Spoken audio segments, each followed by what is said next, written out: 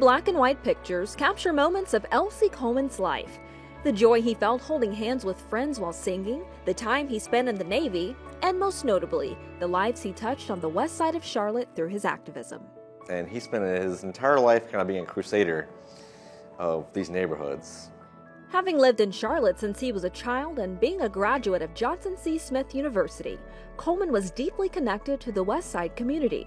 He saw firsthand the inequalities that African Americans faced during segregation and the years that followed. It was a part of town where African Americans settled, so the city didn't pay as much attention to these neighborhoods. Coleman became their voice, advocating for road repairs, sidewalks, ambulance services, and hot meal programs. He just made things happen, and he put his actions to work.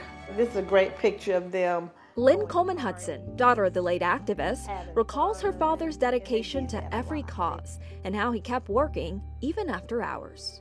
It was a very active home, especially during election time and especially when anything in the community needed some attention. Often when people think of her father, they remember his activism, but Coleman was also a businessman. He had a sundries and sold hamburgers and hot dogs and french fries and ice cream. His business, Coleman's West Side Sundries, opened in the 1960s on Beatties Ford Road, and it was a popular place for many of the neighborhood children. In the area where he had a store, didn't have any activities for the young kids, and so there were a lot of kids around, and they didn't have many places to play. Hudson tells me this sparked another cause. And so he would go down to the county commission meetings and you know, advocate for them and fight for some kind of recreation. Coleman wanted the West Side to have its own parks because there weren't a lot of places African American children could play. Many parks were located in white neighborhoods. One strategy used was to get families on buses on Sunday and take them over to the park, you know, over across the town.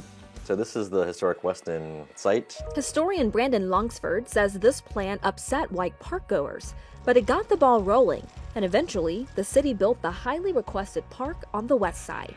In 1979, it was named after Coleman. He fought really hard to have that park put here, so the kids would have a safe place to play. During the 2008 recession, Elsie Coleman Park, like many others in Mecklenburg County, weren't able to be properly maintained due to a loss of funding.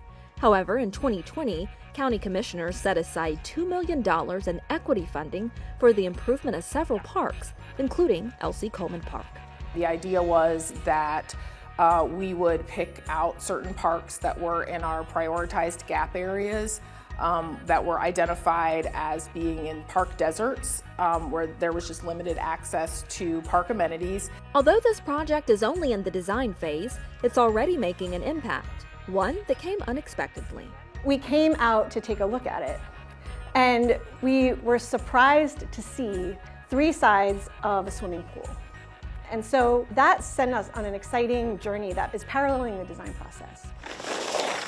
Jennifer Brooks, the design and construction project manager, says after further research, she believes the fragments are a part of a pool where religious ceremonies once took place. So the first historic event that we have photo documentation of is from this event in 1926. It was a mass baptism by Bishop Grace. And what I love about this photo that really roots us to this spot is that you can see the power tower that's right over my shoulder here in this photograph. Brooks and other experts also say there was once a building near the pool that was a bustling club. They say throughout the 1900s it had several different names like Sunset Park, Mona Lisa Club, the Nightingale, Hi-Fi Country Club, and Hi-Fi Club. There are actually residents of this community who are still alive who remember coming here and say, this is where I went to see Ike and Tina Turner and James Brown, where Malcolm X spoke in 1963. So it's really awesome. As the county works to preserve the history of the park, He was cool. Like naturally cool. Naturally cool, right. Coleman's family continues working to preserve his legacy. He just really cared, and so somehow, you know, I want to have that same kind of impact. His grandchildren tell me their pawpaw was their hero, and much of what they learned from Coleman, they try to instill in their own children.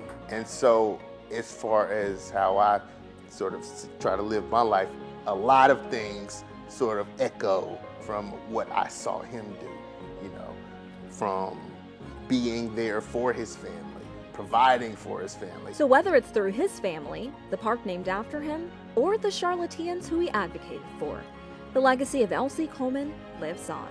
For Carolina Impact, I'm Dara Khalid. Thanks for watching, and if you don't want to miss any more great regional stories, please subscribe to our PBS Charlotte YouTube channel.